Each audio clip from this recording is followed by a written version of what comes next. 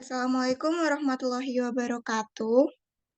Selamat, Waalaikumsalam warahmatullahi wabarakatuh. selamat pagi semuanya. Perkenalkan saya Delia Salsabila selaku moderator dari kelompok 13 untuk mempresentasikan terkait materi BPH-TB dan Bea Materi. Sebelumnya saya mengucapkan terima kasih kepada teman-teman semua yang sudah bersedia untuk ikut join dalam Zoom meeting kali ini. Sekaligus saya ingin berterima kasih kepada dosen pengampu yaitu Ibu Bestari Dwi Handayani selaku dosen pengampu mata kuliah perpajakan karena telah memberikan waktu untuk kelompok 13 berpresentasi pada hari ini. Selanjutnya, saya akan memperkenalkan anggota dari kelompok 13. Anggota dari kelompok 13 terdiri atas 3 orang. Yang pertama ada Afia Hulkaroma dengan NIM 72114221135. Yang kedua ada Ekma Muhalifah dengan NIM 72114221167. Dan yang terakhir ada saya sendiri, Delia Salsabila dengan NIM 72114222288. Selanjutnya, kami dari kelompok 13 akan mempresentasikan terkait biaya perolehan hak atas tanah dan bangunan atau BHTB yang akan dipresentasikan oleh presentator pertama, yaitu Ekma Muhalifah, yang terdiri atas beberapa materi, yang dimana materinya terkait dengan definisi BPH-TB dan sebagainya. Kepada Ekma Muhalifah, presentasi dipersilahkan. Baik, terima kasih atas kesempatannya.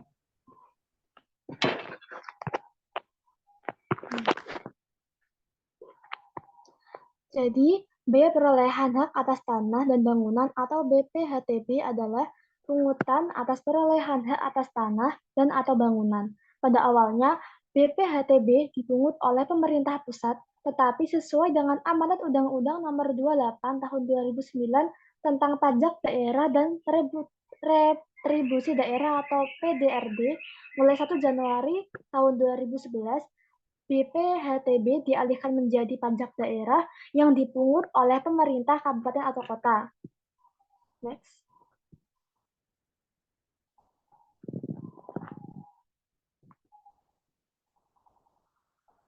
Nah, untuk objek dari BPHTB ada dua, yaitu termasuk objek BPHTB dan bukan termasuk objek BPHTB. Kelompokkan jadi dua tersebut.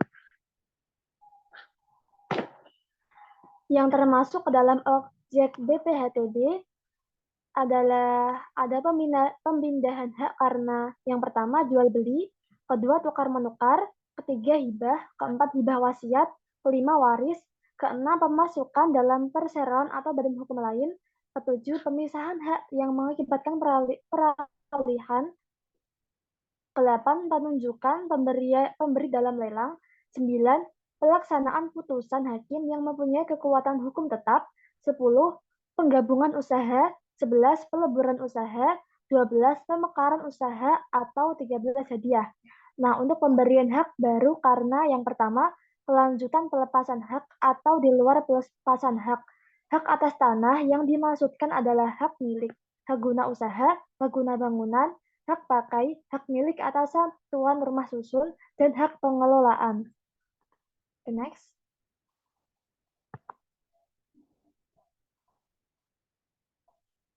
Dan yang bukan termasuk objek BPHTB adalah yang pertama, perwakilan diplomatik dan konsulat berdasarkan asas perlakuan timbal balik. Yang kedua, negara untuk penyelenggaraan pemerintahan dan atau untuk pelaksanaan pembangunan guna kepentingan umum. Yang ketiga, badan atau perwakilan lembaga internasional yang ditetapkan dengan peraturan Menteri Keuangan dengan syarat tidak menjalankan usaha atau melakukan kegiatan lain di luar fungsi dan tugas badan atau perwakilan organisasi tersebut. Keempat, orang pribadi atau badan karya atau karena dengan tidak adanya perubahan nama. 5. Orang pribadi atau badan karena wakaf. Dan keenam, orang pribadi atau badan yang digunakan untuk kepentingan ibadah. objek BPHTB. Oke. Terus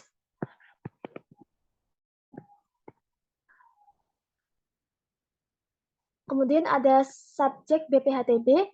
Subjek BPHTB adalah orang pribadi atau badan yang memperoleh hak atas tanah dan atau bangunan.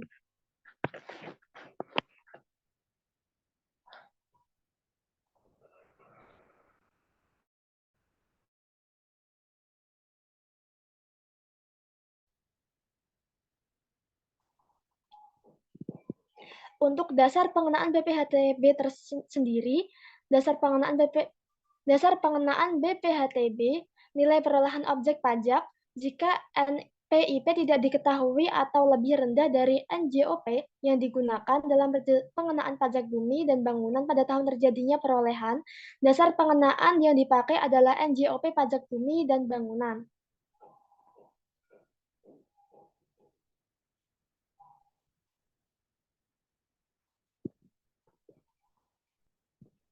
Oke, untuk yang selanjutnya saya kembalikan ke moderator. Terima kasih. Baik, terima kasih Ekma atas presentasinya terkait beberapa materi dari BPHTB. Selanjutnya, untuk melanjutkan materi terkait BPHTB akan dilanjutkan oleh presentator kedua, yaitu Afia Hulkaroma. Kepada Afia Hulkaroma, saya persilahkan. Terima kasih moderator. Sebelumnya suara saya terdengar jelas? Terdengar jelas, Afi? Oke, selanjutnya ada tarif BPHTB. Untuk tarif BPHTB sendiri ditetapkan sebesar 5%. Next.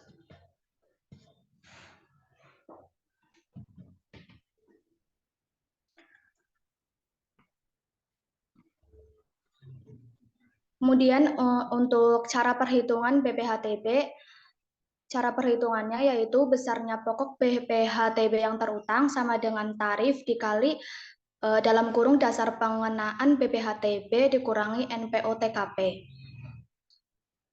Next. Di sini ada contoh kasus atau contoh soal menghitung BPHTB-nya. Misalnya, Budi membeli tanah seharga 200 juta di Jakarta. Maka perhitungan tarif BPHTB-nya adalah NPOP sama dengan 200 juta, kemudian NPOP TKP sama dengan 80 juta, BPHTB-nya sama dengan 5% dikali dalam kurung 200 juta dikurangi 80 juta, sama dengan 5% dikali 120 juta sama dengan 6 juta. Maka tarif BPHTB yang harus dibayar Budi adalah sebesar 6 juta. Kemudian, next.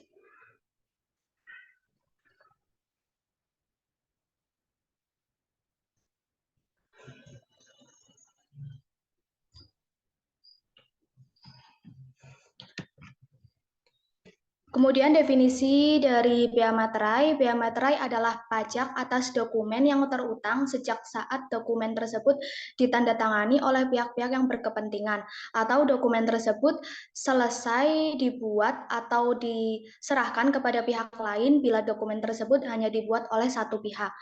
Untuk dasar hukum dari bea materainya ada di Undang-Undang Nomor 10 Tahun 2020 tentang bea materai dan Peraturan Menteri Keuangan Nomor 4/PMK.03/2021.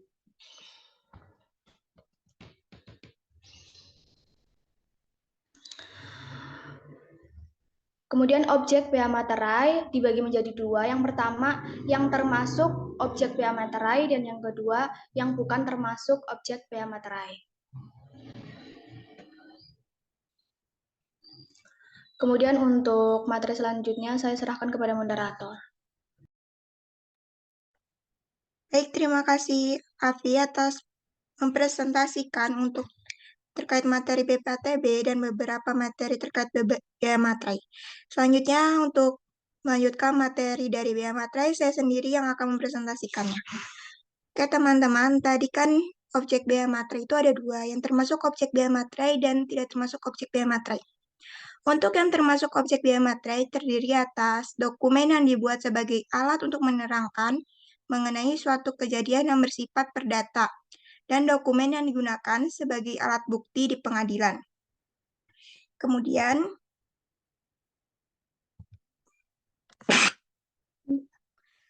yang bukan termasuk objek biaya materai terdiri atas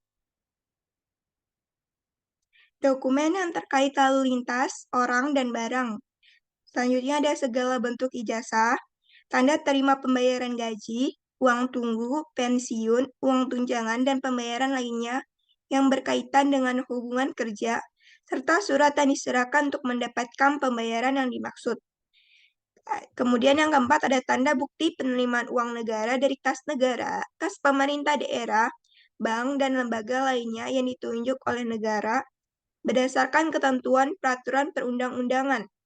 Yang kelima ada kwitansi untuk semua jenis pajak dan untuk penerimaan lainnya yang dapat dipersamakan dengan itu yang berasal dari kas negara, kas pemerintah daerah, bank, dan lembaga lainnya yang ditunjuk berdasarkan ketentuan peraturan perundang-undangan. Yang keenam ada tanda penerimaan uang yang dibuat untuk keperluan internal organisasi. Yang ketujuh ada dokumen yang menyebutkan simpanan uang atau surat berharga, pembayaran uang simpanan kepada penyimpanan oleh bank, koperasi, dan badan lainnya yang menyelenggarakan penyimpanan uang, atau pengeluaran surat berharga oleh kustodian kepada nasabah. Yang ke-8 ada surat gadai, yang ke-9 ada tanda pembagian keuntungan, bunga, atau imbal hasil dari surat berharga dengan nama dan dalam bentuk apapun. Dan yang ke-10 ada dokumen yang diterbitkan atau dihasilkan oleh Bank Indonesia dalam rangkaian pelaksanaan kebijakan moneter. Setelah mempelajari terkait materi objek biaya materai, saya akan lanjut ke materi tarif biaya materai. Di tarif biaya materai itu, di sini nilai biaya materai terutang dengan tarif tetap yaitu sebesar Rp10.000. Kemudian, setelah mengetahui dari tarif biaya materai, kita akan lanjut ke cara perhitungan sanksi administratif biaya materai.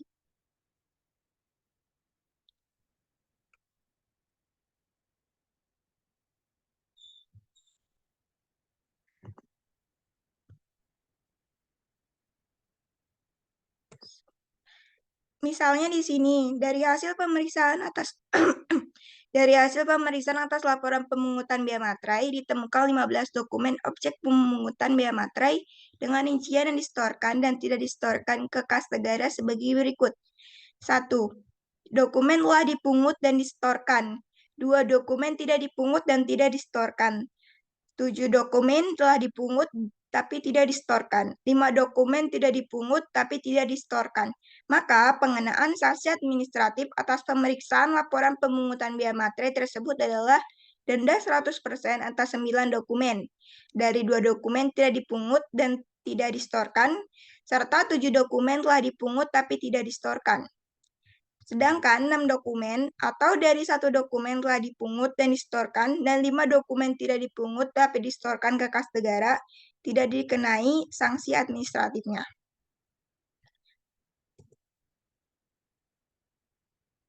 Dengan demikian, perhitungan dalam surat ketetapan pajak kurang bayar atau SKPKB adalah biaya materai terutang dengan rumus jumlah dokumen dikalikan tarif biaya materai. Tadi tarifnya kan 10.000, jumlah dokumennya ada 15, berarti 15 dikalikan dengan 10.000, yaitu 150.000. Biaya materai yang telah di-store yaitu 1 dikali 10.000, ditambah 5 dikali 10.000. 1 kali 10.000 itu tadi dari 1 dokumen yang telah dipungut dan disetorkan. Dari 1 dokumen telah dipungut dan disetorkan. Sedangkan untuk yang 5 kali 10.000 itu dari 5 dokumen yang tidak dipungut tapi tidak disetorkan juga.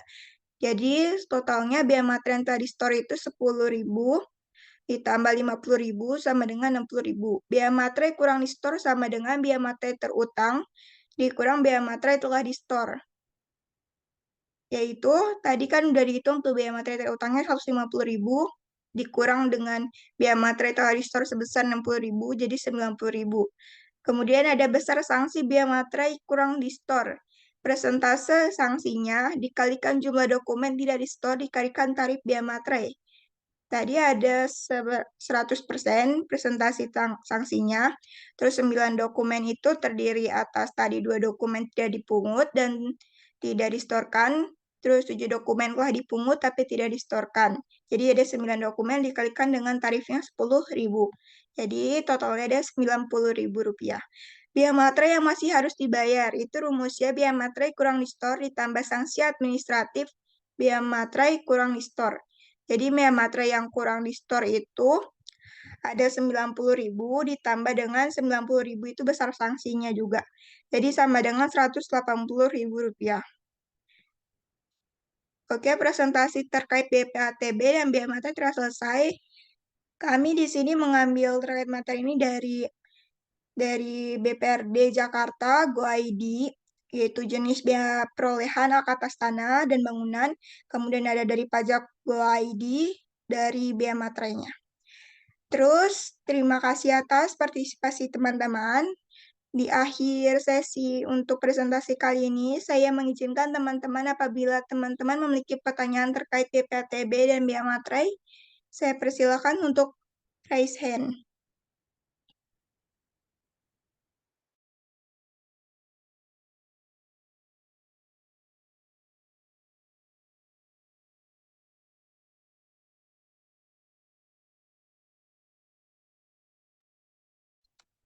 Baik, kepada Saudara Dina Nurhimatima, dipersilakan untuk menyampaikan pertanyaannya dan mohon untuk menyampaikan NIM-nya juga. Terima kasih.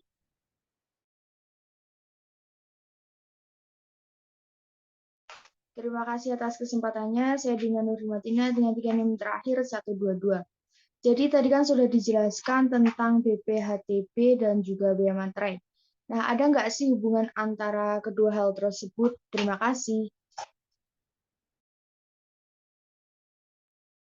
Baik, terima kasih atas pertanyaannya, Saudara Dina. Pertanyaannya akan kami tampung terlebih dahulu. Kemudian, saya persilakan kepada Saudara Sabila Tahtat Irani untuk menyampaikan pertanyaannya disertai NIM-nya.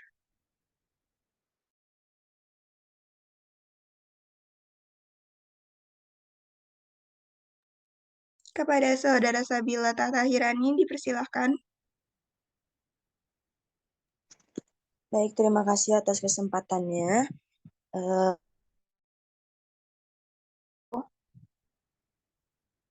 Bagaimana jika dokumen yang harus dikenakan bea materai, tapi tidak dilunaskan bea materainya? Terima kasih. Baik, terima kasih atas pertanyaannya. Selanjutnya kepada Saudara Radinia Jasmine Laharjo, dipersilakan untuk menyampaikan pertanyaannya.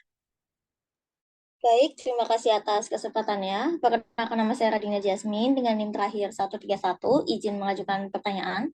Jadi pertanyaannya itu, apa akibat hukumnya jika alat bukti surat tersebut tidak diberikan bea materai dalam proses pembuktian di muka pengadilan perdata? Terima kasih. Baik, terima kasih atas pertanyaannya, Saudara Radin. Kemudian pertanyaan selanjutnya dipersilakan untuk Saudara Jeffrey Ardiansyah untuk menyampaikan pertanyaannya. Baik, terima kasih atas kesempatannya. Nama saya Jeffrey Ardiansyah, NIM akhir 006. Sini saya akan bertanya mengenai, tadi kan sudah dijelaskan mengenai biaya materai.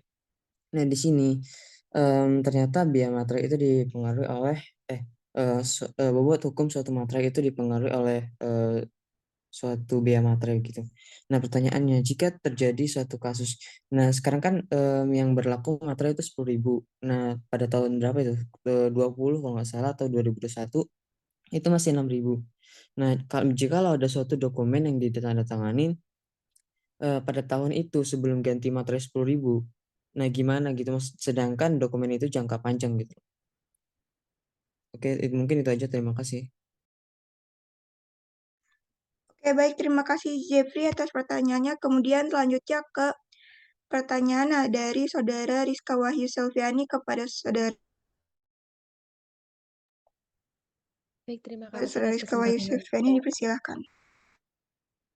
Maaf, baik, terima kasih atas kesempatan yang telah diberikan.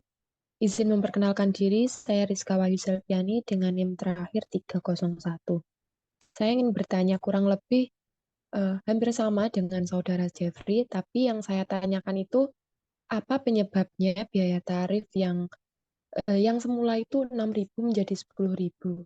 Dan apakah kemungkinan bahwa tahun-tahun ke depan bisa lebih tinggi dari sekarang? Terima kasih. Baik, terima kasih atas pertanyaannya, Saudara Rizka Wahyu Sofyani.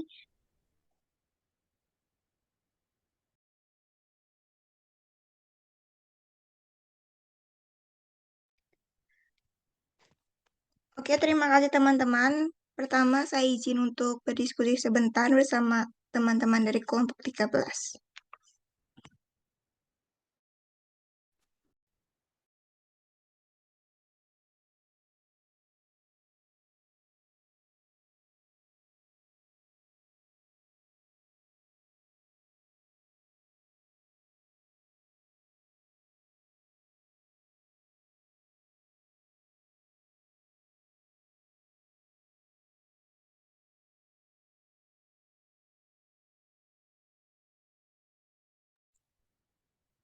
Baik, di sini saya Delia Salsabila akan menjawab pertanyaan dari Jeffrey terkait jika ada suatu kasus mengenai materai saat sudah lama membuat kesepakatan, namun tanggal materai saat itu adalah sudah berlaku dalam materai 10.000, sedangkan perjanjian tersebut masih dibuat dengan materai 6.000. Karena saat dibuat kesepakatan sebelumnya berlakunya materai 10.000, pertanyaannya, bagaimana status kesepakatan tersebut agar tetap berlaku dan kuat hukumnya? Baik, di sini saya akan menjawab pertanyaannya. Jawabannya, status kesepakatan tersebut itu bergantung pada hukum yang berlaku di negara tempat perjanjian tersebut dibuat. Misalnya di Indonesia ya, negaranya. Nah, berarti dalam banyak yuridis, kesepakatan yang tidak menggunakan materai yang sesuai dengan peraturan yang berlaku dapat mengakibatkan kesepakatan tersebut menjadi tidak sah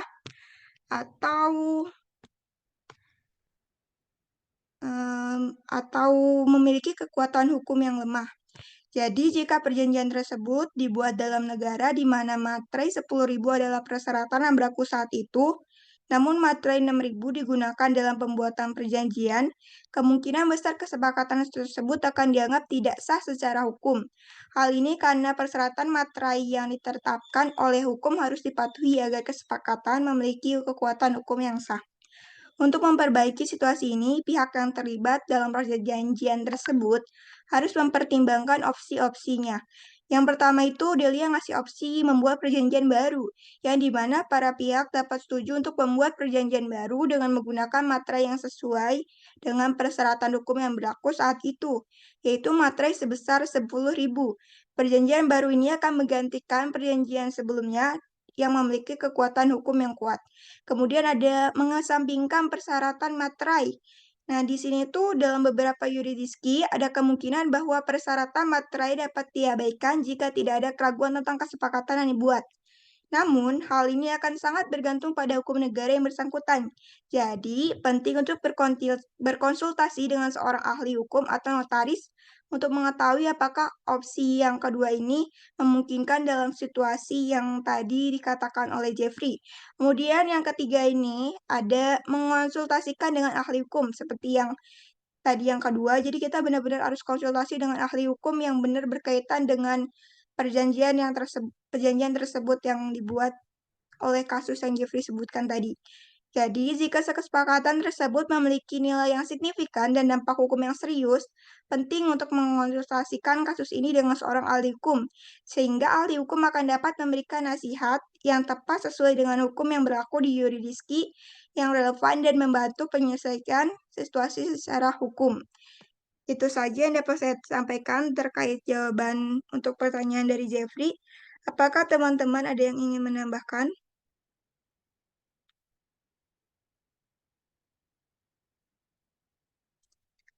Apabila tidak ada, apakah jawaban saya menjawab pertanyaan dari Jeffrey? Iya, sudah cukup menjawab. Terima kasih. Terima kasih kembali. Selanjutnya untuk pertanyaan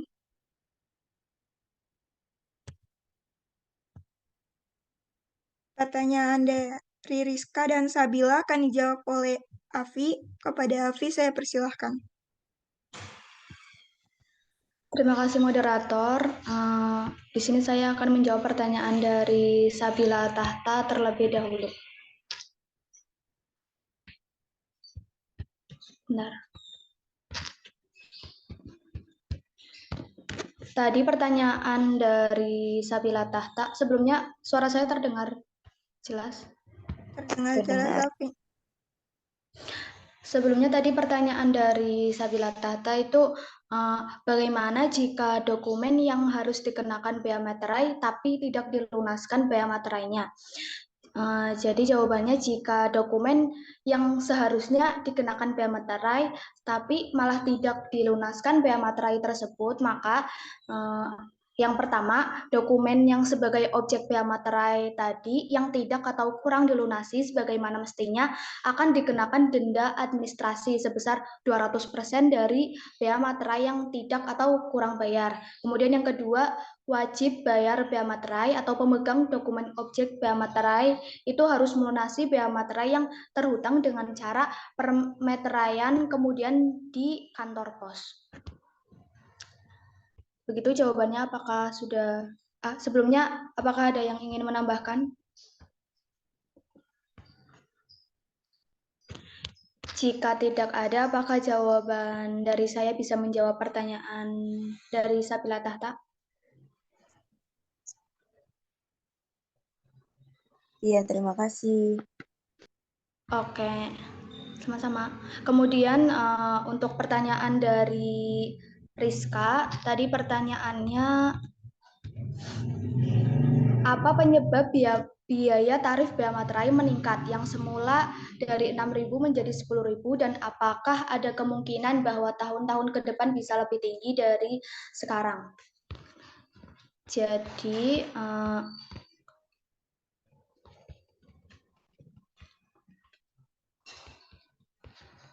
penyebab kenapa tarif bea materai dari 6.000 menjadi 10.000 itu kalau dari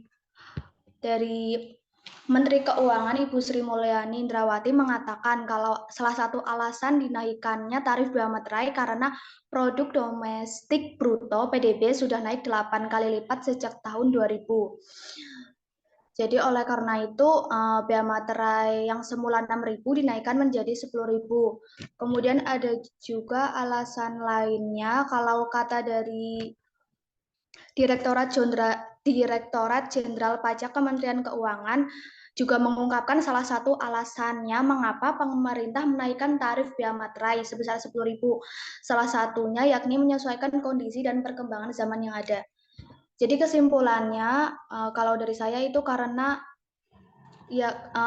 menyesuaikan kan katanya kata Ibu Sri Mulyani kan sejak tahun 2000 itu PDB-nya itu sudah naik 8 kali lipat. Jadi memang kayak seharusnya sudah dinaikkan gitu loh. Terus selanjutnya apakah tahun-tahun ke depan bisa lebih naik dari sekarang yang 10.000? Kalau dari saya jelas mungkin sih, tergantung nanti, tapi menurut saya mungkin. Apakah ada yang ingin menambahkan? Jika tidak ada, apakah jawaban dari saya sudah cukup menjawab pertanyaan dari Rizka? Baik, sudah cukup, Afi. Terima kasih. Sama-sama. Selanjutnya saya kembalikan kepada moderator. Baik, terima kasih Afi atas jawabannya. Kemudian untuk pertanyaan dari Radin dan Dina akan dijawab oleh Egma. Kepada Egma saya persilahkan. Terima kasih atas kesempatannya. Di sini saya akan menjawab pertanyaan dari Dina terlebih dahulu. Pertanyaannya, apakah PBHTB dan bea materai itu memiliki hubungan? Nah, jawabannya bea materai dan PBHTB adalah dua jenis pajak yang berbeda di Indonesia. Maka tidak ada hubungan antara dua pajak tersebut. Untuk pengertiannya, bea materai adalah pajak atas dokumen yang terhutang saat dokumen tersebut ditandatangani oleh pihak-pihak yang berkepentingan. Sedangkan BPHTB adalah pajak atas perolehan hak atas tanah dan atau bangunan. Jadi antara secara keseluruhan, bea materai adalah pajak atas dokumen yang ditandatangani oleh pihak-pihak yang berkepentingan, sedangkan BPHTB adalah pajak atas perolehan hak atas tanah atau bangunan tersebut. Maka kedua tersebut tidak memiliki hubungan sama sekali. Apakah ada yang ingin menambahkan?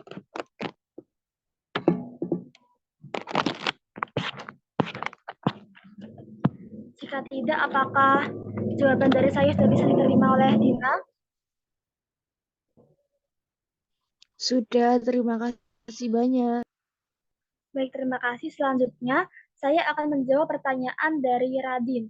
Untuk pertanyaannya adalah, apa akibat hukumnya jika alat bukti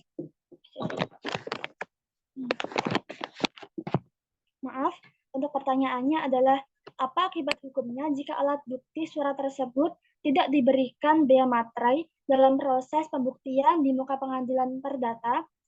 Maka jawabannya, untuk alat bukti yang tidak diberikan bea materai dalam proses pembuktian di muka pengadilan perdata adalah surat bukti tersebut tidak mempunyai kekuatan hukum, maka hakim wajib menolak sesuai dengan ketentuan pasal 11 Undang-Undang Bea Materai. Begitu, apakah ada yang ingin menambahkan? Izin menambahkan, Mbak.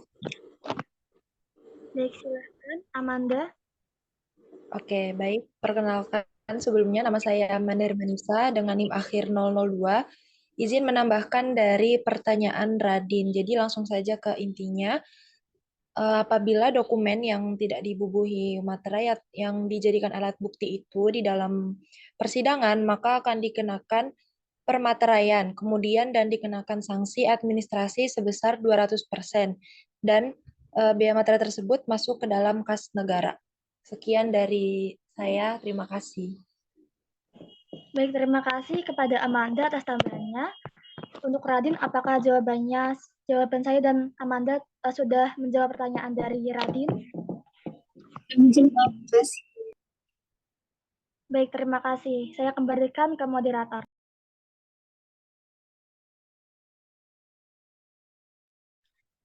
Baik, seksi diskusi dan menjawab pertanyaan telah selesai dari kelompok 13. Maka di sini saya sebagai moderator akan menyampaikan kesimpulan dari presentasi terkait BPHTB dan bea materai pada hari ini. Kesimpulannya, BPHTB merupakan pajak yang dikenakan atas perolehan hak atas tanah dan bangunan. Pajak ini harus dibayarkan oleh pihak yang memperoleh hak tersebut seperti dalam transaksi jual beli atau waris. BPHTB biasanya diatur oleh peraturan daerah atau peraturan perundang-undangan yang berlaku di negara masing-masing. Kemudian ada bea materai. Bea materai adalah pajak yang dikenakan atas dokumen tertentu yang diatur dalam Undang-Undang Nomor 13 Tahun 1985 tentang bea materai. Pajak ini harus dibayarkan untuk menginvalidasi keabsahan dan kekuatan hukum dokumen-dokumen tertentu, seperti surat perjanjian, akta notaris, atau dokumen lain yang ditentukan. Bea materai umumnya harus dibayarkan dalam jumlah tertentu sesuai dengan nilai transaksi atau jenis dokumen yang menggunakan materai. Tarif dan ketentuan bea materai dapat berbeda-beda di setiap negara atau yurisdiksi. Kemudian dalam prakteknya, BPHTB dan bea materai adalah dua hal yang berbeda dan memiliki peraturan dan ketentuan yang terpisah. BHTB berhubungan dengan perolehan hak atas tanah dan bangunan, sementara bea materai berhubungan dengan pemakaian materai pada dokumen tertentu. Oleh karena itu, penting untuk selalu mematuhi peraturan berlaku terkait dengan BPHTB dan bea materai untuk menghindari masalah hukum dan kewajiban pajak yang tidak diinginkan. Oke, di sini kesimpulannya telah selesai dan juga presentasi dari kelompok 13 telah selesai. Terima kasih atas partisipasinya dan keaktifannya dalam presentasi dari kelompok 13. Kurang lebih kami dari kelompok 13 memohon maaf apabila terjadi kesalahan dari perkataan kami dan tindakan kami hari ini. Di sini saya sebagai moderator menutup presentasi pada hari ini. Saya mengucapkan wassalamualaikum warahmatullahi wabarakatuh. Waalaikumsalam warahmatullahi wabarakatuh. Waalaikumsalam warahmatullahi wabarakatuh.